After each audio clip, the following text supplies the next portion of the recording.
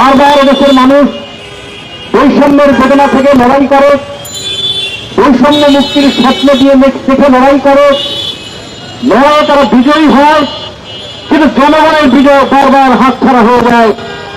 1971 সালে মানুষ লড়েছিল, 30 লক্ষ মানুষ জীবন দিয়ে, লক্ষ লক্ষ মানুষ মা বোন সম্বন হারিয়ে চোখের জলে দেশের মাটিকে ভিজিয়েছিল। রক্তের দাগ এবং চোখের জলের দাগ শোকাবার আগেই আমরা দেখেছিলাম মুক্তিযুদ্ধের সেই চেতনার সঙ্গে বিশ্বাসঘাতকতা শুরু হয়েছিল।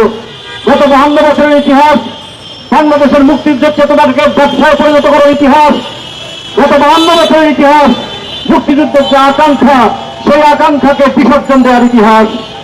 কিন্তু মুক্তিযুদ্ধের স্বপ্ন তো মরে নাই, মানুষ তো মুক্তিযুদ্ধের স্বপ্নকে ভেবে নাই। সে কারণে বারবার মানুষ উঠে দাঁড়ায়, সে কারণে বারবার মানুষ ফুসে ওঠে।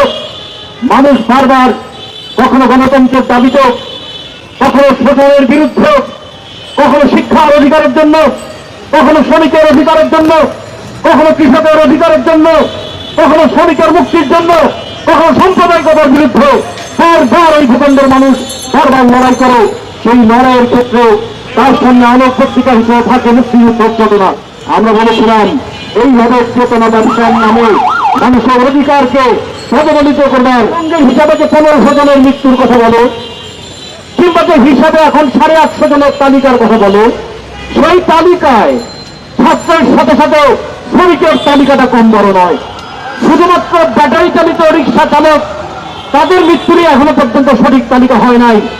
কখনো বলা হচ্ছে 24 জন, কখনো বলা হচ্ছে 44 জন। এই তালিকাটা অসম্পূর্ণ আছে এখনো। কখনো কখনো জাতিসংঘের, কখনো কখনো পত্রিকার রেফারেন্স দেওয়া হচ্ছে। আমরা মনে করি এই তালিকাটা পূর্ণাঙ্গ করতে হবে। জুলাই নিয়ে গর্ব করাটা আমাদের জন্য কখন লজ্জা নিয়ে গর্ব করাটা আমাদের মানায় না। বাংলাদেশের সবচেয়ে বড় বৈষম্যের শিকার শ্রমিক, বাংলাদেশের সবচেয়ে বড় বৈষম্যের শিকার নারীরা, বাংলাদেশের সবচেয়ে বৈষম্য শিকার সংখ্যালঘুরা, বাংলাদেশের সবচেয়ে বৈষম্যের শিকার আদিবাসীরা। এই বৈষম্যের হাত থেকে যদি নারী, শ্রমিক, কৃষক, আদিবাসী তাদেরকে মুক্ত করা না যায়, তাহলে বৈষম্যের বিরুদ্ধে লড়াইয়ের চেতনা প্রতিষ্ঠিত করা যাবে না। পরিশ্রম করে জমিতে ফসল ফলায়, কারখানায় উৎপাদন করে, আর একদল সেটা লুটপাট করে। আমরা দেখেছি বাংলাদেশের মানুষ মাথার ঘাম পায়ে ফেলে তারা উৎপাদন করে, তারা সমৃদ্ধি, তারা জিডিপি বৃদ্ধি, তারা মাথা পিছু আয় বৃদ্ধি করে। কিন্তু মাথা পিছু আয় বৃদ্ধির হিসাব পাওয়া যায়, সাধারণ মানুষের পকেটে সেই টাকা খুঁজে পাওয়া যায় না।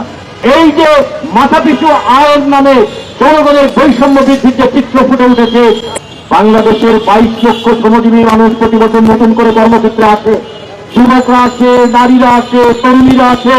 তাদের কর্মসংস্থানের ব্যবস্থা না করে বাংলাদেশকে যারা সস্তা শ্রমের দেশে রূপান্তরিত করতে চায়, চেতনার বাস্তবায়ন হবে না।